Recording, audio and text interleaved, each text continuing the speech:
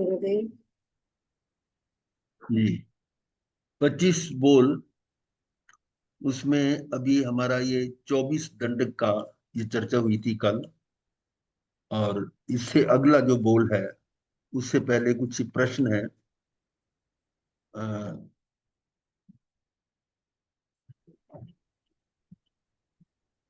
पहला प्रश्न है, पुण्यानुबंधी पुण्य का कोई उदाहरण, कोई जिसमें पुण्यानुबंधी पुण्य का वो जिक्र। भरत महाराजा। भरत पुण्यानुबंधी पुण्य। नहीं, वो धन्ना शालिभद्र का। गुरुदेव। बहुत है, बहुत है, जिन्होंने बहुत उदाहरण है।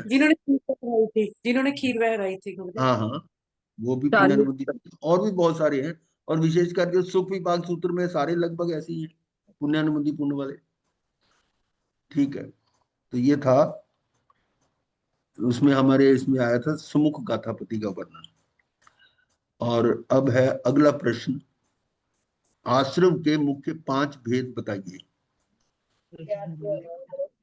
आश्रम के मुख्य 5। क्या तो विरक्ति, प्रमाद, कषाय, योग। बिल्कुल ठीक है। मिथ्यात्व, अविरति, शुभ प्रमाद। शुभ दोनों को मानते हैं, दोनों को मानते हैं। नहीं, योग, योग जो है वो आश्रम। शुभ शुभ दोनों आएंगे। तो कुछ लिखो ही ना, तो योग दोनों आ गए। अच्छा जी। हाँ, क्योंकि जो संवर में योग की जगह अयोग आता है। जब तक योग है तब तक कर्म बंद है। तो यानी सहयोगी केवली तक भी कर्म बंद हो रहा है। अयोगी होने पर 14वें गुण स्थान पर योग नहीं है वहां पर। तो आगे अगला प्रश्न है, निर्जरा हेतु तप से पहले क्या अनिवार्य है। संवर में आना होगा। संवर में आना। बिल्कुल ठीक, संवर। 6 प्रकार के बाह्य तपों के नाम बताइए। अनशन, अनोशन, भिक्षाचारी, भिक्षाचरी, रस परित्याग। परित्याग, काय क्लेश, प्रतिसंलिमता। वेरी गुड, बहुत अच्छा। अनशन, उनोदरी, भिक्षाचरी, रस परित्याग, कायक्लेश तथा प्रतिसंलिमता। और अगला प्रश्न है, स्वाध्याय तप के 5 भेदों के नाम बताइए। वाचना, प्रचना और पर्यटना, ठीक है। अनुप्रेक्षा हाँ, और धर्म कथा। बिल्कुल ठीक है। वाचना, पृछना, पर्यटना, अनुप्रेक्षा, धर्म कथा। अगला प्रश्न है, मोक्ष मार्ग क्या है। मोक्ष मार्ग। सम्यक दर्शन, ज्ञान, चारित्र्य, मोक्ष। सही है। सम्यक ज्ञान, सम्यक दर्शन, सम्यक चारित्र, युग। युग मतलब इकट्ठा, तीनों अलग अलग नहीं है, एक ही है। एक ही। हाँ। ज्ञान आत्मा किन जीवों की होती है। ये 8 प्रकार की आत्मा बताई थी। तो ज्ञान आत्मा किन की होती है। सम्यक जीवों की। बिल्कुल ठीक है। यहाँ ज्ञान आत्मा का मतलब ज्ञानी जो है उस ज्ञान से है, अज्ञान से नहीं है। तो सम्यक दृष्टि जीवों को ज्ञान आत्मा होती है। फिर अब भवनपति देवों के कितने दंडक बताए गए। 10। 10। ठीक है, 10। अब आगे चलते हैं हम, अगला बोल 17वां माई बोल। तुसी मेरे फोन दे नाल अटैच हो। नंबर 17 बोल, लेशिया 6। ये लेशिया क्या है उसका थोड़ा समझें। पहला, इसे कषाय से अनुरंजित योग प्रवृत्ति को लेशिया कहा है। देखिए, 2 चीजें हैं कर्म बंध में, हमने पहले से भी जाना कि योग और कषाय 2 है। तो योग जो है ना वो आत्मा के भावों के अनुसार चलित होते हैं। यहाँ कौन से भाव है, कषायों से अनुरंजित जो भाव है उनसे योगों में जो प्रवृत्ति हो रही है उसको लेशिया कहा। और वो प्रवृत्ति शुभ भी हो सकती है, अशुभ भी हो सकती है। तो ये लेशा एक तरह से कर्म को बांधने के लिए एक तरह का, क्या बोलते हैं उसको, स्टिक करने वाला, यानी उसके चिपकाने वाला। हाँ वो है। तो कषाय से अनुरंजित योग प्रवृत्ति को लेशा कहते हैं। फिर है आत्मा के शुभ अशुभ भावों को भाव निश्चय, जो भाव उसके हैं शुभ या अशुभ, वो तो है भाव निश्चय। पर उसके लिए जो जिन पुद्गलों को वो ग्रहण किया जा रहा है, जिन पुद्गलों के संयोग से आत्मा के शुभ अशुभ विचार बनते हैं, जो पुद्गलों का संयोग तो मिलेगा, और उन पुद्गलों को द्रव्य लेशा कहते हैं। वो भाव लेशा तो आत्मा का है और द्रव्य लेशा ये पुद्गलों के साथ ही दोनों का संबंध है। आत्मा के शुभ अशुभ भावों को भावलेशा कहते हैं, और जिन पुद्गलों के संयोग से आत्मा के शुभ अशुभ विचार बनते हैं, उन पुद्गलों को द्रव्य लेशा कहते हैं। अब ये लेशा हैं कितनी, उनके नाम हैं कृष्ण लेशिया, नील लेशिया, कपोत लेशिया, तेजो लेशिया, पदम लेशिया और शुक्ल लेशिया। 6 लेशिया हैं। ये भावों के अनुसार कितने उनके भाव निकृष्ट है, मंदतर है या मंदतम है, या उत्कृष्ट है, उत्कृष्टतर, उत्कृष्टतम है, उसी हिसाब से ये लेशियों का बाइफिकेशन किया गया, ये जो भेद किया गया। नहीं, इसमें ना ये द्रव्यलेशिया से रंग जो आते हैं ना, वो पौद्गलिक द्रव्यलेशिया से आते हैं, भाव का कोई रंग नहीं होता। रंग नहीं कहा मैंने, ये डिवीजन जो है द्रव्यलेशिया से। मैंने रंग नहीं बोला जी। नहीं, आपने बोला भावों के अनुसार, भावों के अनुसार, भावों के अनुसार नहीं है ये द्रव्यों के अनुसार है। ये द्रव्य कर्म है, ये द्रव्यलेशिया है, उससे डिवीजन होती है। भावलेशिया एक ही तरह की है, भाव में शुभ शुभ जो है उसमें रंग नहीं आएंगे। आत्मा के जो है ना उसमें वर्णगंध रस उसमें नहीं है। भावलेशिया अलग है। भावलेशिया किससे बन रही है? जो द्रव्यलेशिया के हिसाब से, जो कर्म हमारी द्रव्य कार्बन वर्गना जो लग रही है, उसके कारण जैसा हमारे कषाय है, क्रोध मान माया लोग सब पौद्गलिक, उसके हिसाब से मेरे जो रंग बनते, शुभ शुभ विचार बनते, उन रंगों के हिसाब से ये डिवीजन जो की गई है, ये द्रव्यलेशिया के अनुसार भाव से। भाव से तो उसका विचार शुभ शुभ ऐसे होगा ही होगा। ये डिवीजन उससे द्रव्य से, क्योंकि रंग द्रव्य में ही आएंगे पौद्गलिक में।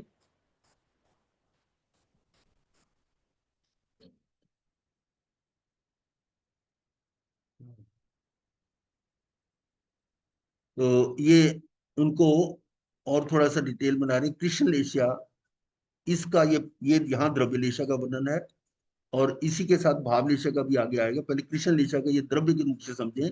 इसका वर्ण काला, रस कटुक कड़वा, गंध दुर्गंध और स्पर्श तीक्ष्ण। और जो नील लेशिया है, इसका वर्ण नीला, रस तीखा, गंध दुर्गंध है, स्पर्श खुरदरा। फिर कपोत लेशिया है, वर्ण कबूतर की गर्दन जैसा, रस कसैला, गंध दुर्गंध और स्पर्श कठोर। ये 3 लेशाएं अशुभ या अप्रशस्त लेशाएं कहलाती हैं। और अगली 3 जो है वो शुभ लेशाओं का में आती हैं। वो है तेजो लेशिया, जिसका वर्ण लाल, रस खट्टा मीठा, गंध सुगंध हो गई, स्पर्श नर्म। पदम लेशिया, वर्ण पीला, रस मीठा, गंध सुगंध हो गई और स्पर्श कोमल। शुक्ल लेशिया सबसे ऊपर है, वर्ण श्वेत, रस मधुर, गंध सुगंध और स्पर्श सुकोमल। ये था इनका लेशिया के बारे में। अब आए कृष्ण लेशिया। ये वही उनका द्रव्य के हिसाब से लक्षण क्या है? 5 आश्रव का सेवन स्वयं करें वह अन्य से करावे। ये उसके भावों में यानी विचारों में इस तरह का होता है कि 5 आश्रव का सेवन भी करते हैं और दूसरों से कराते भी। कौन? ये है कृष्ण लेशा वाले। फिर 3 योग व 5 इंद्रियों को खुली छूट दिए रखे, मतलब उसका कोई कंट्रोल नहीं है, कोई डर भी नहीं है। और अगला पॉइंट है तीव्र परिणाम से 6 काया का आरंभ कर। 6 काया मतलब 6 गांव की हिंसा भी हो रही है, ऐसे तीव्र परिणाम है। और हिंसा करता डरे नहीं, डर नहीं उसको कि मेरे को हिंसा कुछ फल मिलेगा या कोई मेरे को दंड मिलेगा, ऐसा नहीं। और शुद्र परिणामी व दोनों लोग के दुख से डरे नहीं। कोई भय नहीं उसको। इसलिए कहते हैं पाप से डरना जो है ये भी होना चाहिए, पर वो डरता ही नहीं है। ऐसा मतलब जिसको कहते हैं जालिम। और अगला है दूसरा नील एशिया। नील एशिया में ये वर्ण नीला, वही जो पहले आपको बताया, रस तीखा, गंध दुर्गंध है, स्पर्श कुद्रा है। लक्षण क्या है?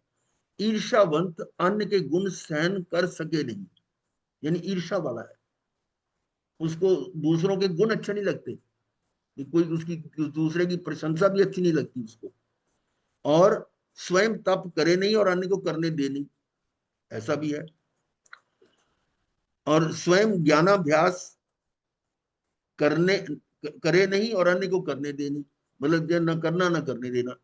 नित्य कपटी, लज्जा रहित, रस गृत, महा आलसी, और बस अपने ही सुख चाहे, मुझे सुख मिले, दूसरा चाहे जाए कहीं भी। तो ये था दूसरा नील एशिया। तीसरा है कपोतलेशिया।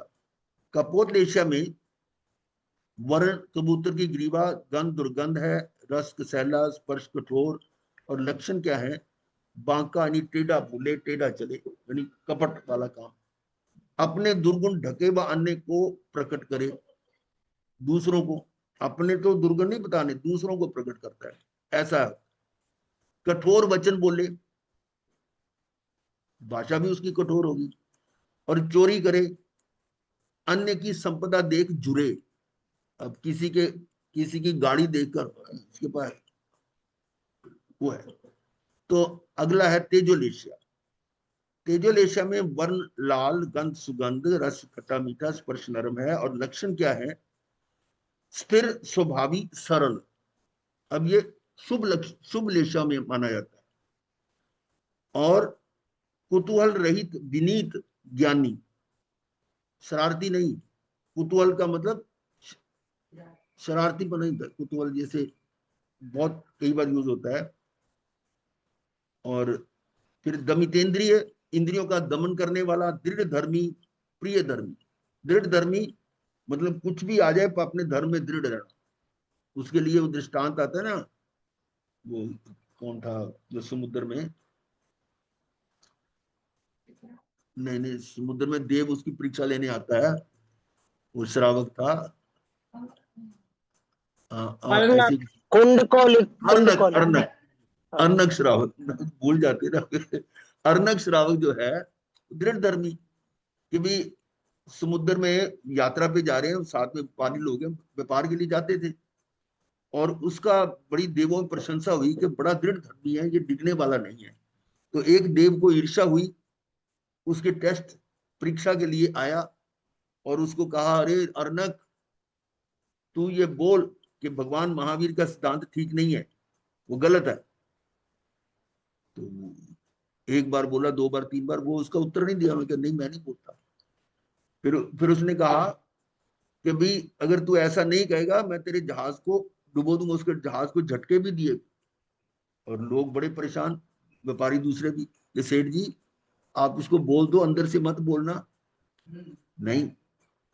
और फिर उसने तीसरी बार फिर उसको वार्निंग दी, और फिर भी अपने धर्म में दृढ़ रहे कि यदि मेरा आयुष कर्म शेष है, तू मुझे मार नहीं सकता, और आयुष कर्म नहीं है तो मेरे को बचा नहीं सकता। मेरा साता वेदनी का है, तो मुझे तू दुख नहीं दे सकता। अगर असाता वेदनी का, मुझे तू सुख नहीं दे सकता। तो क्या कर सकता है?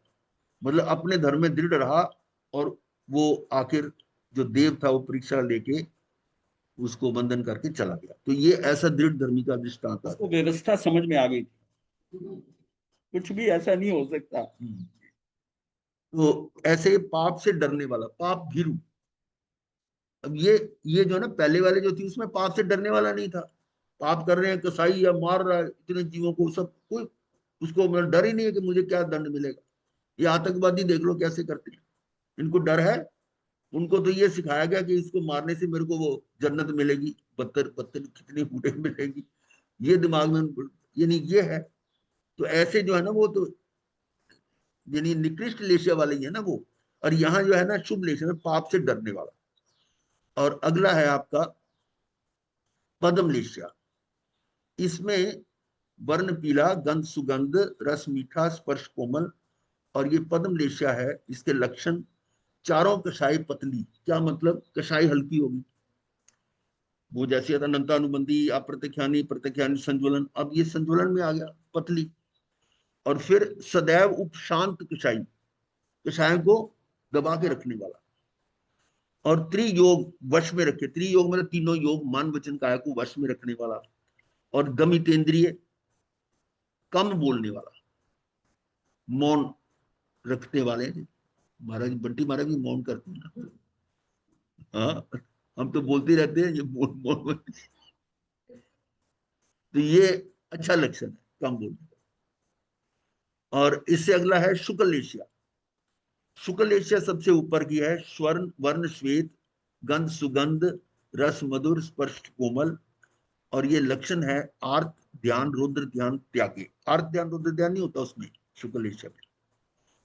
और धर्म ध्यान शुक्ल ध्यान त्यागे, ये हो गया। यानी पहले दो ध्यान तो अशुभ हैं, ये तो अप्रशस्त, और ये शुभ है।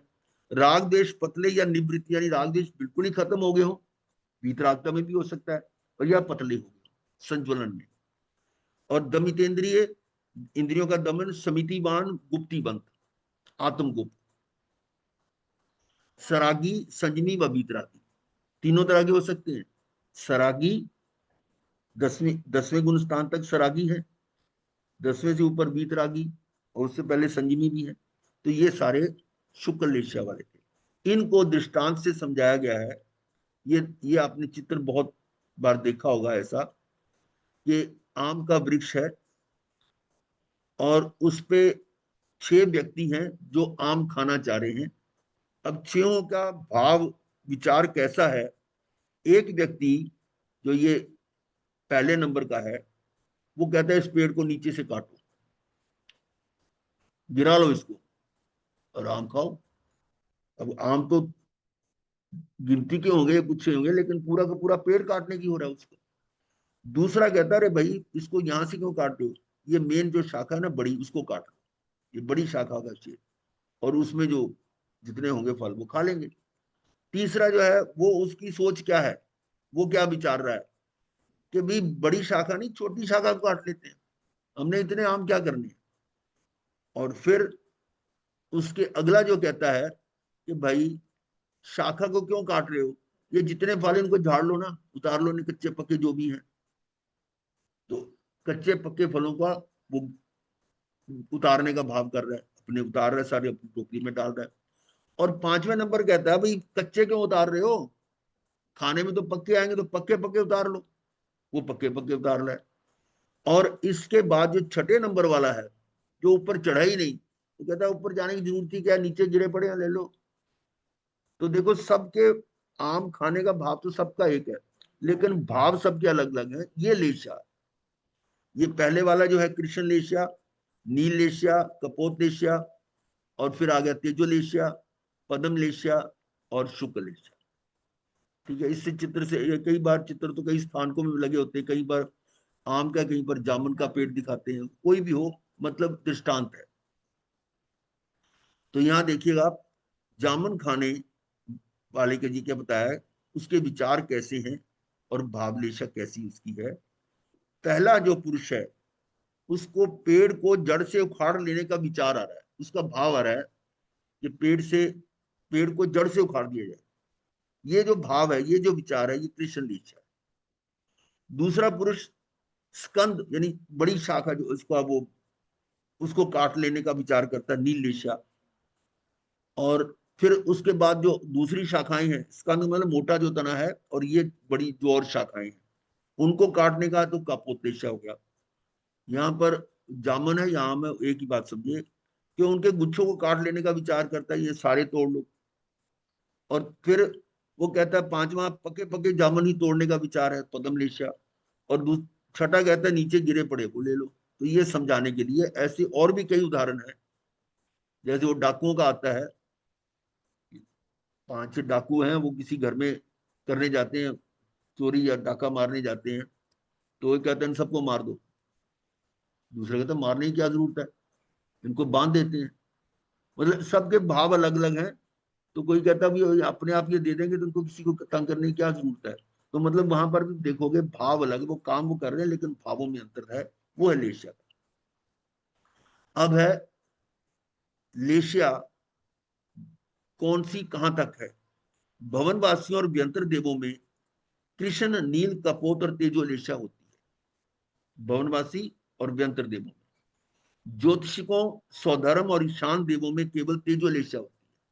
ज्योतिषिक है सूर्य, चंद्र, ग्रह, नक्षत्र। स्वधर्म पहला देवलोक, ईशान दूसरा देवलोक, इनमें तेजो लेशिया होती है। फिर है सनत कुमार, महेंद्र व ब्रह्मलोक, ये तीसरा, चौथा, पांचवा देवलोक, यहां पदम लेशिया होती है। और अब ब्रह्मलोक से ऊपर, यानी पांचवें से ऊपर सभी देवों में शुक्ल लेशिया होती है। बादर, पृथ्वी काय, अप काय और प्रत्येक वनस्पति में कृष्ण, नील, कपोत और तेजो लेशिया होती है। यह है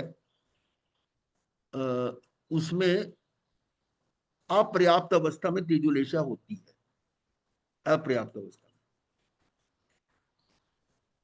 में। आगे है गर्भज, त्रेंचों और मनुष्यों में 6 लेशियाएं तथा शेष सभी जीवों में कृष्ण, नील, कपोत लेशिया होती है। गर्भज, त्रेंचों और मनुष्यों में 6 लेशियाएं तथा शेष सभी जीवों में, ये क्या, क्यों लेशिया आई, बस यही हाँ, आएगा। इनमें 6 लेशिया होती हैं सब ठीक। और शेष सभी जीवों में 3, ये कैसी होगी, कृष्ण, नील, कपोत, ये लेशिया, ये वो नर्क के जीवों के नरक वाली होगी। नर्क वाली है। में जोड़ वो दिया। लाइन रह गई होगी, ये सो ठीक है। आगे देखिएगा, लेशिया आत्मा के शुभ अशुभ,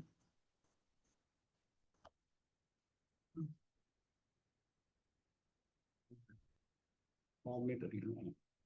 शुभाशुभ भावों को लेशिया कहते हैं। जिन पुद्गलों के संयोग से आत्मा के शुभाशुभ भाव बनते हैं उनको द्रव्य लेशिया कहते हैं। जिन पुद्गलों के संयोग से आत्मा के शुभाशुभ भाव बनते हैं उनको द्रव्य लेशिया, और जो भाव है उनको हम भाव लेशिया कहते हैं। लेशिया का निर्माण कर्म वर्गना से होता है।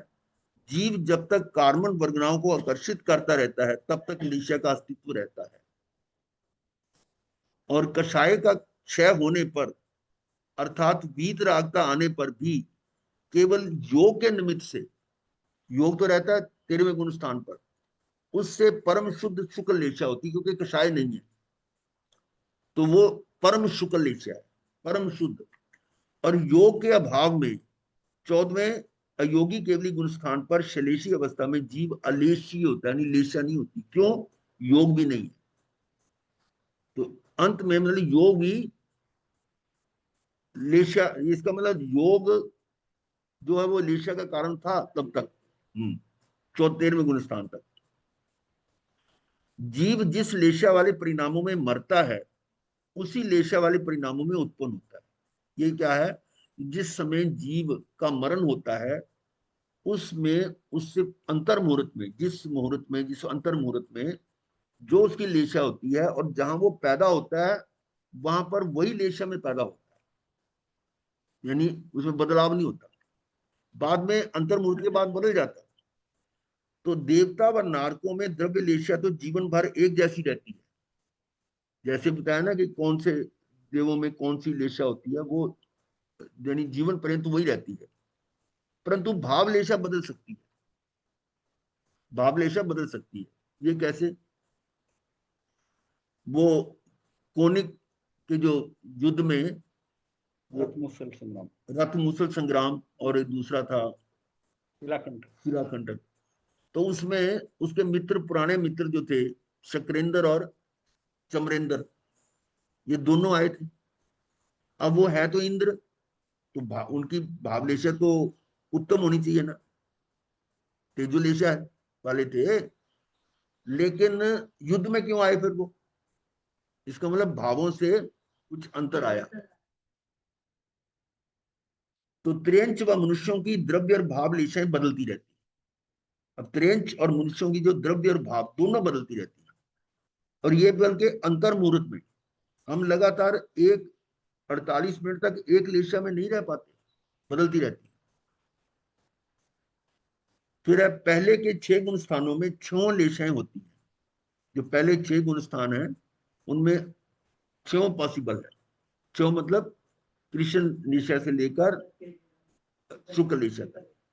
और 7वें गुण स्थान में तेजो पद्म और शुक्ल लेशिया होती है। 7वां गुण स्थान कौन सा है? अपरमत्त साधु गुण स्थान। वहां पर अशुभ लेशिया कोई नहीं है, शुभ है। और उससे ऊपर जो 8वां 9वां 10वां है वह शुक्ल लेशिया होती है। 10वें तक सूक्ष्म लोभ है, वो कषाय मतलब मोहनीय कर्म का भी अंश है, उसमें केवल शुक्ल लेशिया होती है। और 10वें से ऊपर परम शुक्ल लेशिया। क्यों? वीतरागता आ गई। और 14वां गुण स्थान जो है वो लेशिया रही है। ये आपको बताया कि 14वें गुण स्थान में लेशिया नहीं है। आगे है महाराज बस साहब, ये देव और इंद्र, इनको भी लेशिया बदलती रहती है। देव हो या इंद्र हो, द्रव्य लेशिया नहीं बदलती, भाव लेशिया बदल सकती है। और हमारे यहाँ त्रियंच में और पंचेंद्रियों में द्रव्य और भाव दोनों लेशिया बदलती है। वो मतलब एग्जाम्पल दिया कि वो उनमें द्रव्य लेशिया तो उत्कृष्ट थी, मतलब अच्छी थी, लेकिन युद्ध करने का भाव जो आ गया इसको मतलब लेशिया में कुछ ना कुछ निम्नता आई ना। वो कुछ आपने बोलना है लेशिया के बारे में? ठीक है।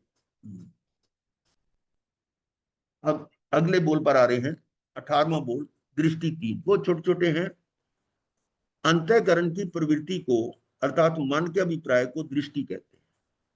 18वें बोल दृष्टि 3।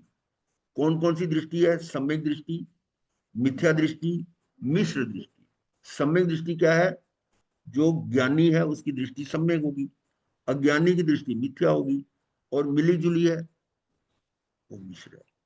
अब इसको और आगे देखते हैं। ये चित्र है और यहां देखिए, मिथ्या दृष्टि से कषाय वृद्धि, कर्म वृद्धि तथा संसार वृद्धि होती है। मिथ्या दृष्टि तो यही है, और पहले गुण स्थान में पड़े रहते हैं। और सम्यक दृष्टि से कषाय का क्षय, सम्यक दृष्टि से क्षय क्षय, कर्म क्षय और संसार क्षय रूपी मोक्ष प्राप्त होता है। ये यात्रा उसकी मोक्ष की तरफ शुरू हो जाती है चौथे गुण स्थान से। सम्यक दृष्टि चौथे से शुरू हो जाता है। त्रियंच और नारक यदि सम्यक दृष्टि है, त्रियंच और नारक सम्यक दृष्टि हो सकते हैं। आपने सुना होगा कई बार, त्रियंच में भी सम्यक दृष्टि है। पंचेंद्रिय त्रियंच, पचेंद्री त्रियंच, पचेंद्री त्रियंच या सम्यक दर्शन हो जाता है। और जो से बताया ना कि बाहर के जो समुद्र है उसमें तो जो महामच्छ हैं वो असंख्यात ऐसे जो के सम्यकदर्शी हैं।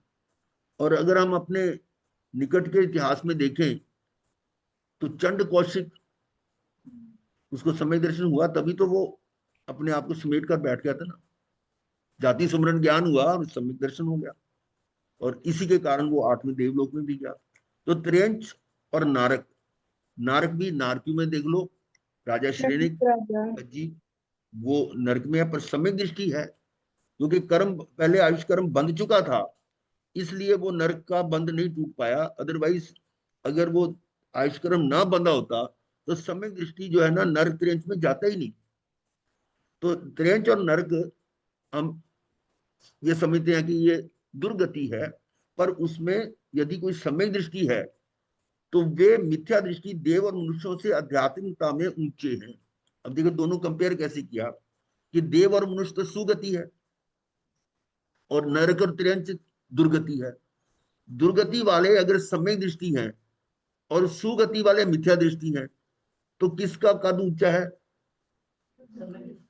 सम्यक दृष्टि। आध्यात्मिकता में वो नरक और त्रियंच वाले वो ऊंचे हैं, क्योंकि वो इस संसार सागर को जल्दी पार कर जाएंगे। और वो जो ऊपर देव और मनुष्य है अगर मिथ्या दृष्टि है तो अनंत बार, कितनी बार वो इन नरक और त्रियंच में बार बार जाएंगे। और सम्यक दृष्टि है तो उनका वो अब आगे से इन त्रियंच और नरक में नहीं जाएंगे और वो जा सकते हैं। तो सम्यक दृष्टि का नरक त्रियंच पना आगे के लिए समाप्त हो जाता है। जो सम्यक दृष्टि है वो आगे आयुष बंध में नरक त्रियंच का नहीं बंद करेगा। जबकि मिथ्या दृष्टि देव व मनुष्यों को ना जाने कितनी बार नारक और त्रियंच बनना पड़ेगा। अब समझिए अंतर क्या है कि मिथ्या दृष्टि अगर देव और मनुष्य है तो वो तो नीचे भटकता रहेगा, और जो सम्यक दृष्टि नरक त्रियंच में तो उसमें से निकल के कहीं ऊपर चला जाएगा। तो ये है सम्यक दृष्टि का महत्व। दृष्टि 3 हो गई।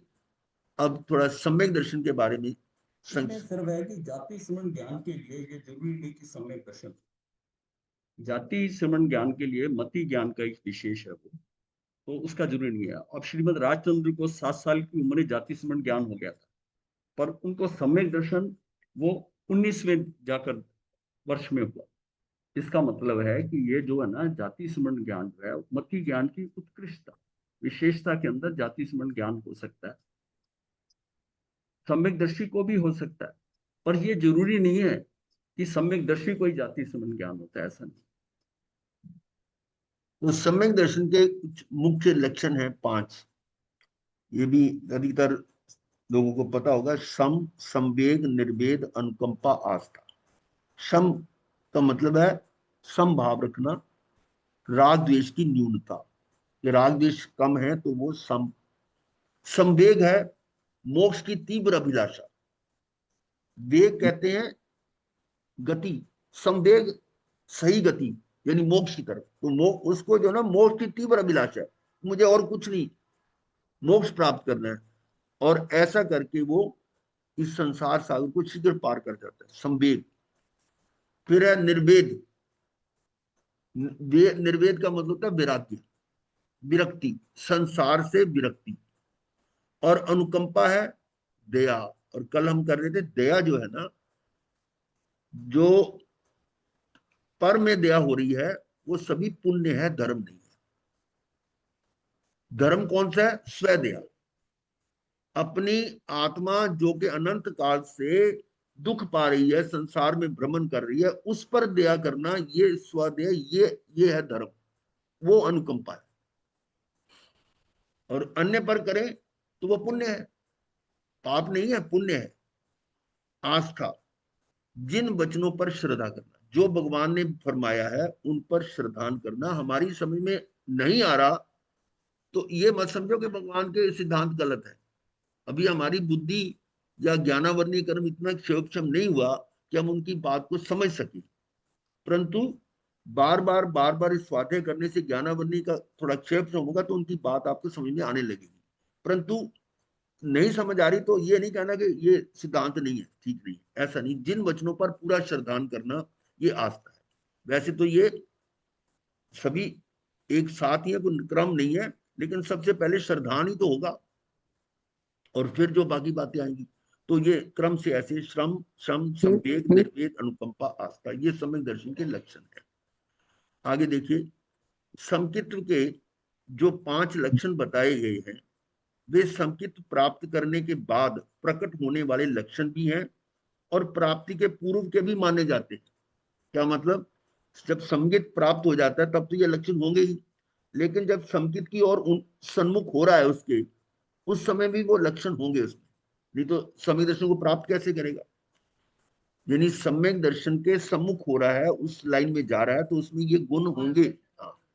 शम, राग देश मोह आदि से परे होकर समत्व की साधना करने वाला, समता रस पीने वाला, इन विकारी भावों से हटकर समभाव में चला जाता है, अशांति से शांति में चला जाता है।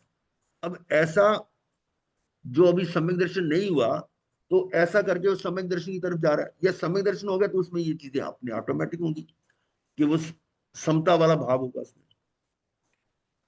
फिर दूसरा है संवेग। संवेग से अनुत्तर धर्म श्रद्धा को प्राप्त होता है। संवेग मोक्ष की तीव्र अभिलाषा जो है। अनुत्तर, अनुत्तर का मतलब क्या होता है?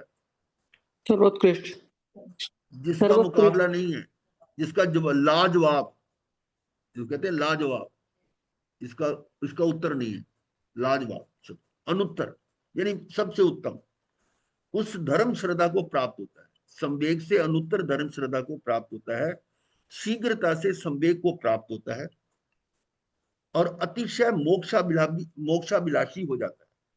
अब उसको कोई और अभिलाषा नहीं है कि मैं ये कर लूं, संसार की किसी भी बात का उसको प्रलोभन नहीं होता, मोक्ष का अभिलाषी हो जाता है।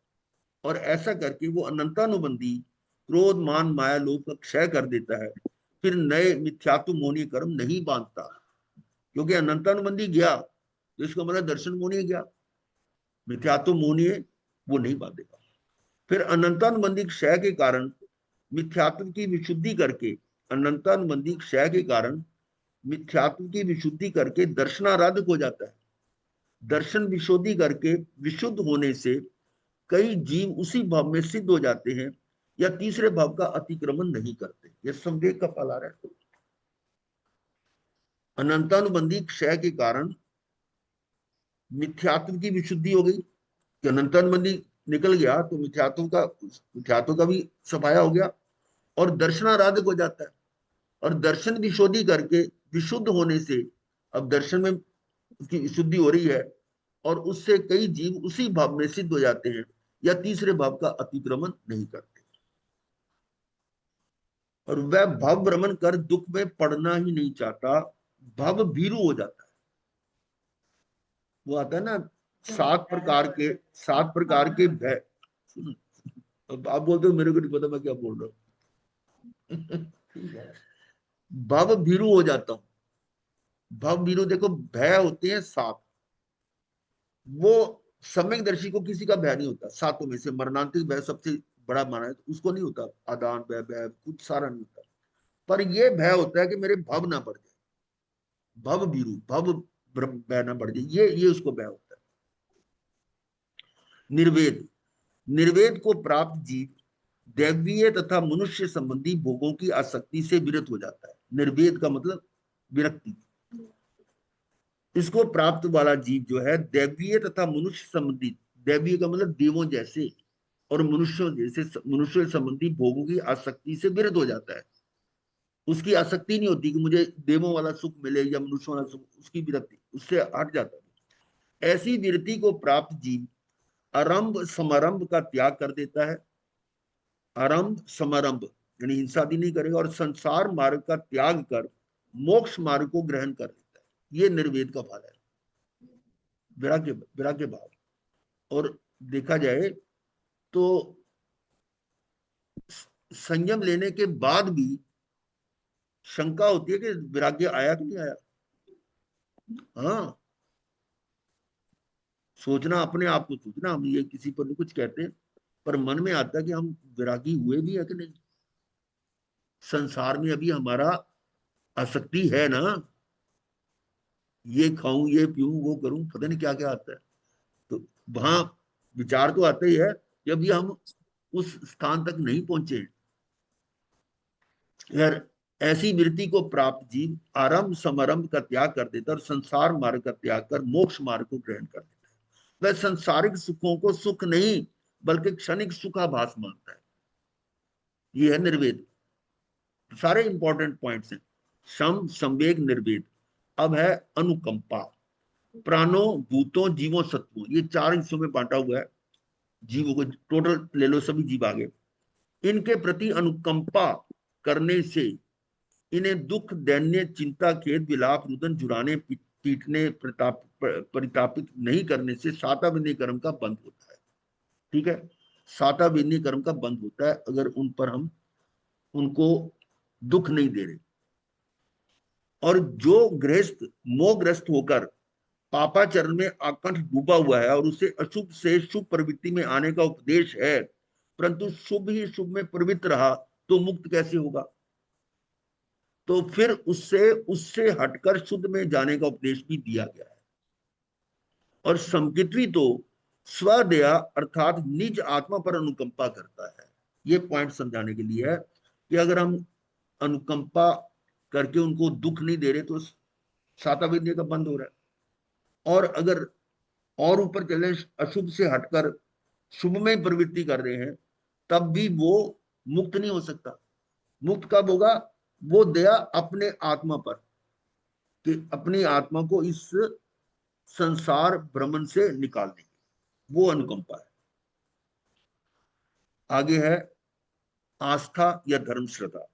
धर्म श्रद्धा से वह इंद्रिय विषयों की आसक्ति से विरक्त हो जाता है लेश मात्र भी अनुरक्ति नहीं रहती है, और इसी कारण से वह अगार धर्म का त्याग कर, अगार मतलब गृहस्थ, अनगार धर्म को अंगीकार करता है और समस्त शारीरिक और मानसिक दुखों का छेदन भेदन कर मुक्त हो जाता है।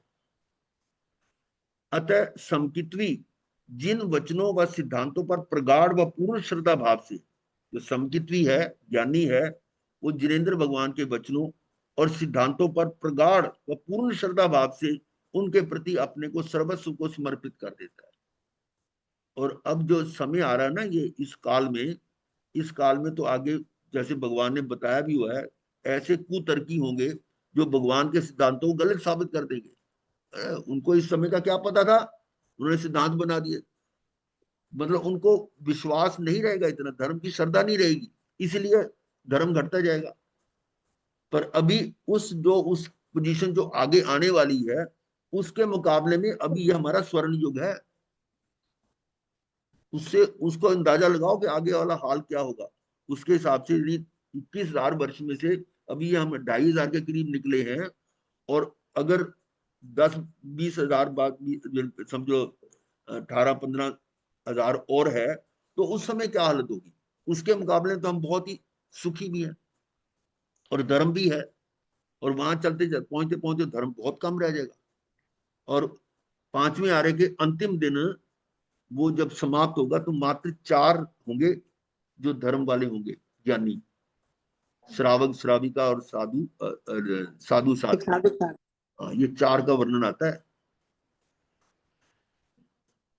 आगे देखिए, ये था संवेग, निर्वेद और अनुकंपा, आस्था। अब है मिथ्या दृष्टि। क्या ये सम्यक दृष्टि की बात की थी, 3 दृष्टियां ना, सम्यक दृष्टि, मिथ्या दृष्टि और मिश्र दृष्टि। अब मिथ्या दृष्टि वाले की बात हो रही है। मिथ्यात्व सब पापों और आश्रमों का नायक है। मिथ्यात्व जो है सब पापों और आश्रमों, सब पापों को सिरा तो वही है मिथ्यात्व। मिथ्यात्व है तो सारे पाप ही होंगे, आश्रम भी होंगे। ज्ञान की अल्पता से ज्ञान की विपरीतता अति भयंकर है। क्या मतलब, अगर आपको ज्ञान कम है, आपने कुछ शास्त्र नहीं पढ़े, पर जितना भी है वो विपरीत नहीं है, तो ठीक है। यानी जो विपरीत ज्ञान है वो, अगर कोई मान लो किसी ज्ञान कम है या ज्ञान ज्यादा है, पर उसकी ज्ञान की विपरीतता जो है वो ज्यादा खतरनाक है।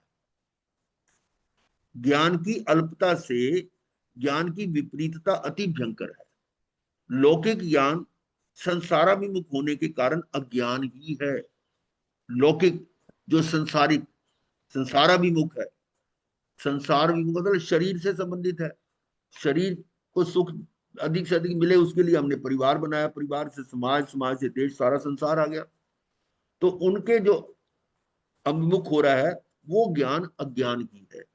जितनी रिसर्च कर रहे हैं, डिग्रियां ले रहे हैं अलग अलग फील्ड में, वो सारा अज्ञान है।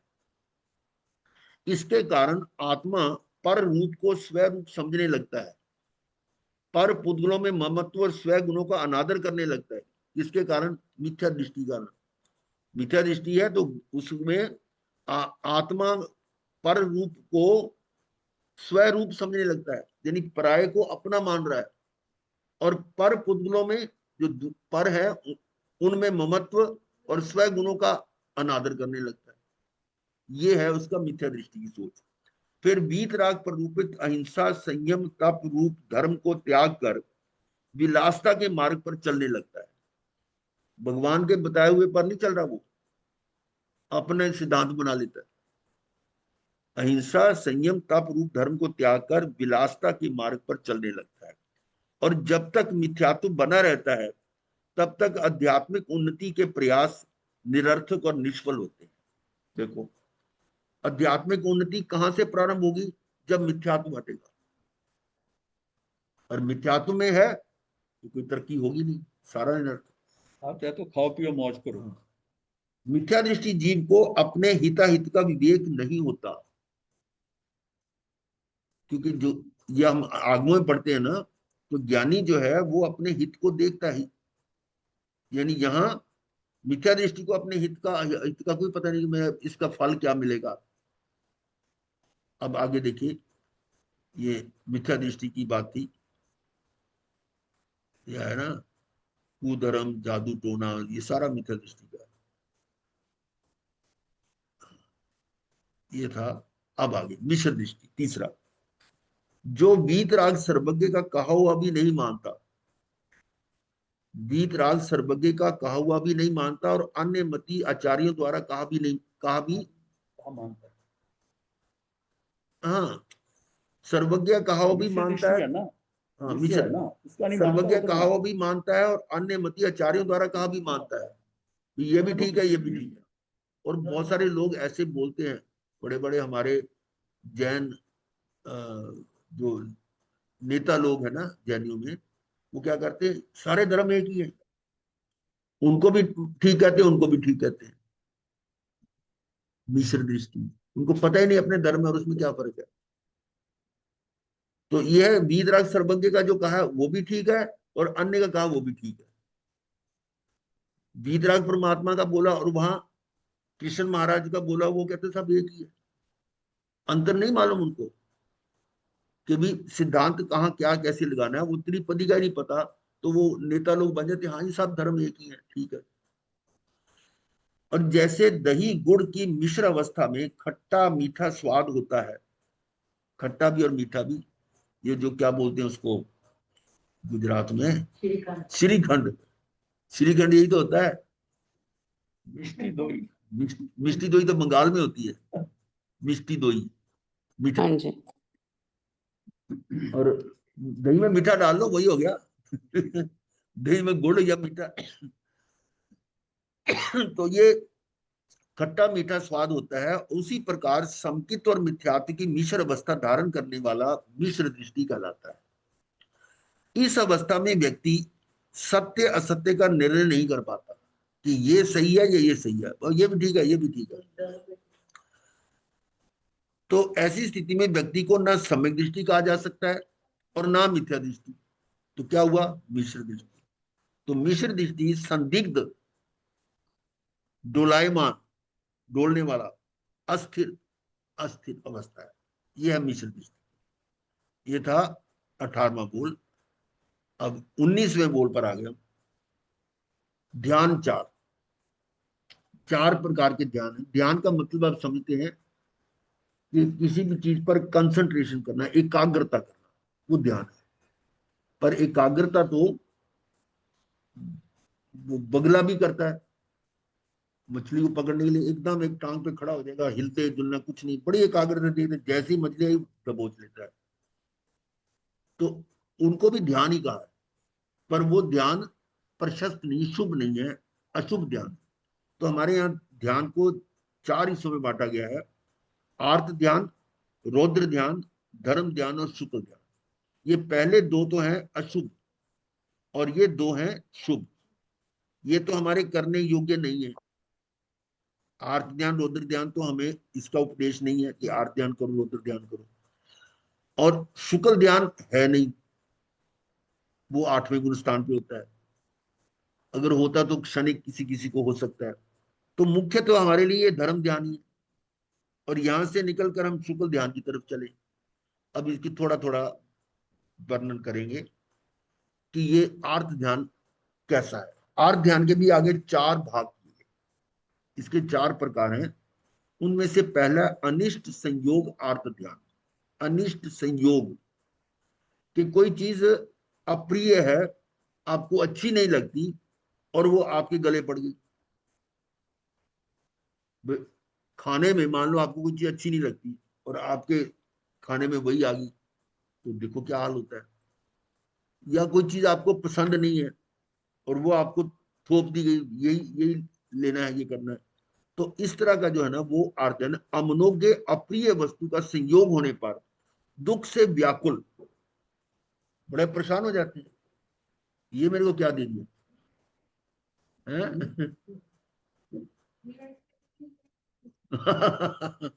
हाँ, जो उसकी पसंद की नहीं है तो वो नाक बहुत सिकोड़ लेता है, बट मत्थे ते बट पै जाता है। दुख से व्याकुल आत्मा, बोरी नहीं खानी किया नहीं। कहना आकड़ के मर जाना, किया नहीं खाना।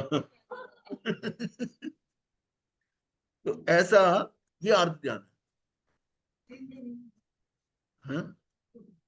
तो अमनोज्ञ अप्रिय वस्तु का संयोग होने पर दुख से व्याकुल आत्मा द्वारा उसे दूर करने के लिए सतत चिंतन, ये कहीं ना कहीं किसी और को खपा दो इसको।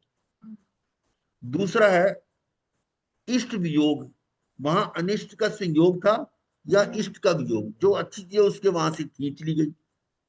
तो इष्ट या मनोज्ञ वस्तु का संयोग होने पर उसका वियोग ना हो, कोई दूसरा ना ले ले, ऐसा बार बार चिंतन करना, ये इष्ट वियोग का अर्थ ध्यान है। चीज अच्छी है तो कोई दूसरा ना ले ले, उसको छुपाने की कोशिश करेगा। तो ये था दूसरा इष्ट वियोग आर्त ध्यान, ये आर्त ध्यान के रूप है। फिर तीसरा है रोग चिंता, आतंक। आतंक यही रोग को कहते हैं, घातक रोग होने से शारीरिक या मानसिक पीड़ा होने पर उसके निवारण की व्याकुलता पूर्वक चिंता करना।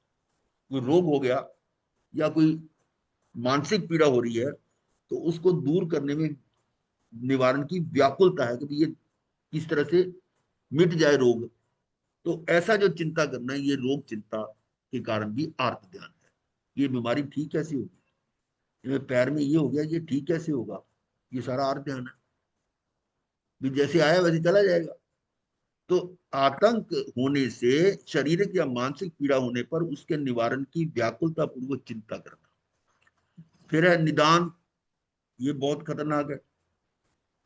भोगों की लालसा की उत्कटता के कारण अप्राप्त वस्तु को प्राप्त करने का तीव्र संकल्प करना, मुझे तो ये मिलना चाहिए, निदान कर देना, ये भी आर्त ध्यान है। आर्त ध्यान नहीं होता है। और ऐसे करके ये 4 प्रकार के आर्त ध्यान है। आर्त ध्यान चौथे, पांचवें तथा छठे गुण स्थानों तक ही संभव है। आर्त ध्यान चौथा, पांचवा और छठे गुण स्थानों तक ही संभव है, मतलब पहले से लेकर समझ लो छठे तक। छठे गुण स्थान में निदान आर्त ध्यान को छोड़कर पहले के 3 प्रकार के आर्त ध्यान ही संभव है, निदान नहीं होता छठे में। और आगे है आर्त ध्यान। आर्त शब्द का अर्थ चिंतित या दुखित होना है। आर्त दुखी होना, चिंता करना, चिंता करना ही आर्त का मतलब है। इष्ट वस्तु की चाह तथा अनिष्ट का भय, ये आर्त ध्यान है। इष्ट वस्तु की चाह और अनिष्ट का भय आर्त ध्यान है। बाह्य लक्षण है, चेहरे से पता लग जाए, चेहरे की उदासी, ऐसे करके बैठे, माथे पर हाथ रखकर बैठना, नींद ना आना, किसी से बात करने का मन ना होना, ऐसा भी चिढ़ के बैठ जाता है, बात नहीं करने का मन ही नहीं होता। रूठ जाना, रूठ रूठ जाते ना, रूठ जाना, ये सारे इसके लक्षण है। छठे गुण स्थान तक थोड़ी या अधिक मात्रा में ये ध्यान पाया जाता है। छठे गुण स्थान तक होगा तो थोड़ा, जितना गुण स्थान ऊपर है उतना कम होगा। तो ये मन की अस्वस्थ अवस्था है। अब अस्वस्थ का मतलब ये मेंटली बीमार है, बीमारी है। और ध्यान क्या कहते हैं, डिप्रेशन, ये डिप्रेशन ही है ही, वो डिप्रेशन ही है। लिखा कि मन की अस्वस्थ अवस्था है, जिसको हमने डिप्रेशन कहते हैं, जिसको अवसाद। और आर्त ध्यान को त्रिय गति का कारण कहा है। अब आर्त ध्यान करेगा ये बनेगा, ये है आर्त ध्यान। फिर है ये आर्त ध्यान, देख लो क्या कर रहा है, दुखी हो रहा है। अब है दूसरा रौद्र ध्यान। क्रूर और कठोर वृत्ति के व्यक्ति की हिंसा, झूठ, चोरी और विशेष संरक्षण के लिए जो सतत चित्त वृत्ति होती है, वह रौद्र ध्यान। देखो पहली बात है, क्रूर और कठोर वृत्ति का व्यक्ति है, और यहां देखो व्यक्ति अपने संरक्षण के लिए सतत चित्त वृत्ति होती है। किसके? व्यक्ति की हिंसा, झूठ, चोरी और विशेष संरक्षण के लिए। ये तो हिंसा करता है, झूठ बोलता है उसका, और उसके विषय में उसकी चित्त पहुंचता है, मैं इसको मार दूंगा, इसकी ये चुरा लूंगा, ये कर दूंगा, इस तरह की वृत्ति। किसके? अपने संरक्षण के लिए, अपने आप को मतलब गार्ड को अपने आप को सुरक्षित रखने के लिए सेफगार्ड मन करने में के भाव लिए। आता है कि मैं इसको मार दूंगा, झूठ भी बोल सकता है, चोरी कर सकता है। ये क्या है, संरक्षण के लिए जो सतत चित्त वृत्ति होती है वह रौद्र ध्यान है। यानी ये जो प्लानिंग होती है ना, प्लानिंग, मान लो युद्ध की प्लानिंग हो रही है, तो ये जो वो कर रहे हैं, जो ऊपर के जितने भी अधिकारी हैं या प्रधानमंत्री मंत्री सारे हैं, वो क्या कर रहे हैं, उनका अभी युद्ध नहीं कर रहे, पर युद्ध करने की प्लानिंग जो है ना, वो रौद्र ध्यान है। ऐसे ही हम अपने गृहस्थ में भी देखते हैं, कुछ चीजों के संरक्षण के लिए हम सोचते हैं कि वो आएगा तो उसको ये लाठी पड़ी है, मारेंगे इससे, वो चोर ना आ जाए। तो मतलब इस तरह के जो प्लानिंग की जा रही है वो सारा रौद्र ध्यान है, मारा नहीं है, ये ध्यान रखें। उसकी हिंसा नहीं की, जो ये मतलब वो हिंसा करने के भाव आ रहे हैं, चित्त वृत्ति ऐसी हो रही है। क्या आएगा, उसको मैं झूठ बोल दूंगा, मैं नहीं, वो अब पूछेगा ना फलाना सेठ तो वो है, नहीं मैं नहीं हूं, मैं तो नौकर हूं, झूठ भी बोल सकता है, ऐसे मतलब इस तरह की प्लानिंग। दोनों में फर्क इतना है कि आर्त ध्यान के अंदर जीव जो है ना प्रभावित होता है, जो सिचुएशन हो रही है ना उससे उसके ऊपर इम्पैक्ट आ रहा है। और रौद्र ध्यान में क्या होता है, उसको बदलने की अंदर से भाव होता है कि इसको मैं ठीक करूं, जो चीज उसको लग रहा है ठीक नहीं है उसको बदल दूंगा, कोई आक्रमण कर रहा है उसको मैं और मुकाबला करूंगा। आर्त ध्यान में क्या है कि वो उसको अनुभव करके खुद ही खुद अपने अंदर ही आर्त ध्यान करता है, उसके पसंद का नहीं है या ऐसा नहीं है। रौद्र ध्यान में वो एक्शन ले लेगा, उसको ठीक करने की कोशिश करेगा। जैसे कोई आदमी नहीं अच्छा लगता, उसको अच्छा लगता है तो वो अपने आर्त ध्यान नहीं में कर रहा है, रौद्र ध्यान कहेगा अपना सामान समेट, यहाँ से रफू चक्कर हो जाए, यहाँ से चला जाए, एक्शन लेगा। एक्शन लेगा कि उसके ऊपर जो उसको नहीं पसंद है उसको ठीक करने की कोशिश करे, ठीक करने की एक्शन लेता है रौद्र ध्यान। चलो ये रौद्र ध्यान फिर करेंगे, 2-4 मिनट घूम गला लेते हैं। मन सावधान रहना, मन सावधान रहना, पर आए बदले क्षण क्षण, तू इसमें नाही बहना। मन सावधान रहना, मन सावधान रहना, पर आए बदले क्षण क्षण, तू इसमें नाही बहना। आए विकल्प जैसे, हो जाए काम वैसा, आए विकल्प जैसे, हो जाए काम, जैसे विकल्प आएंगे वैसे ही काम होगा ना। आए विकल्प जैसे, हो जाए काम वैसा, तू तो अकर्ता ही है, ये मंत्र नामी शरणा। क्या है, तू तो अकर्ता ही है, तू करता नहीं है। ये मंत्र नामी मतलब ये अपना ध्यान रखो, सिद्धांत को, कर्ता भाव को हटाओ। विषयों में सुख सुभासे, जो श्वान स्वाद चाखे, इंद्रिय विषय में गाफिल, हो दुर्गति में ना पड़ना। विषयों में सुख सभा से, विषयों में सुख अच्छा लगता है, अच्छा भाषित होता है। कैसे, जो श्वान स्वाद चाखे, श्वान क्या होता है, कुत्ता। कुत्ता क्या करता है, हड्डी चबाता है, हड्डी चबाता है, और श्वान स्वाद चाके, उसको स्वाद आ रहा है, किसका आ रहा है स्वाद, हड्डी में स्वाद कहाँ आएगा, हाँ, अपने मुंह में से वो खून निकल आता है, उसको वो स्वाद आ रहा है। ये है विषयों में सुख सभा से। हम विषयों में जो सुख ढूंढ रहे हैं वो कुत्ते वाली बात कर रहे हैं। देखो सीधा नहीं तो उल्टा कहा है हमारे को, कि शास्त्रकार जो है ना बड़े ऐसे ऐसे शब्द बोलते हैं, मूढ़, अज्ञानी, मूर्ख, तो वही है हम जब तक अज्ञानी है। विषयों में सुख सभा से, जो श्वान स्वाद चाखे, इंद्रिय विषयों में गाफिल, हो दुर्गति में न पड़ना। मन सावधान रहना, मन सावधान रहना, पर आए बदल क्षण क्षण, तू इसमें ही बहना।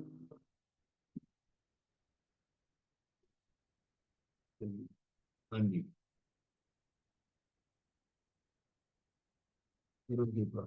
नमो अरिहंतानम, नमो सिद्धानम, नमो हरिहरियानम, नमो वज्रायनम, नमो लोहे सबसाउनम, चतारी उसने मंगलम, मेरी वीडियो ही बंद कर रखी है।